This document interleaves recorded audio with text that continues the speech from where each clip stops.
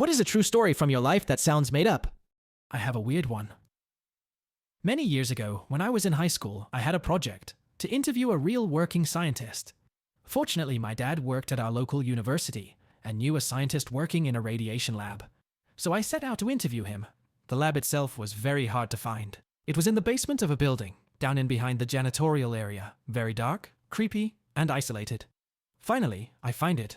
The scientist, an elderly man, this was in the early 1980s, was very willing to talk. In fact, he seemed quite lonely. After working through all my interview questions, he got to talking about his life generally. And gradually, it turned to his experiences as a young sailor on board an escort vessel in the North Atlantic during the Battle of the Atlantic in WW2.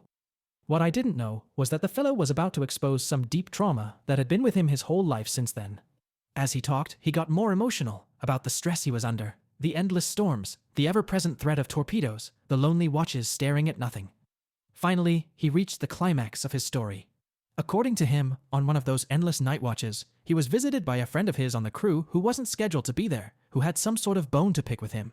The two got arguing about this, and it ended with punches thrown. The friend hit his head on a bulkhead and went down, unconscious or dead. The narrator, in fear of punishment, pushed the guy's body overboard. It was night, in the North Atlantic in winter, with a high sea, and no one saw him do it. The friend was just listed as missing, presumed overboard accidentally. But of course he'd been murdered. I had no idea how to react to that. I quickly made my excuses and left.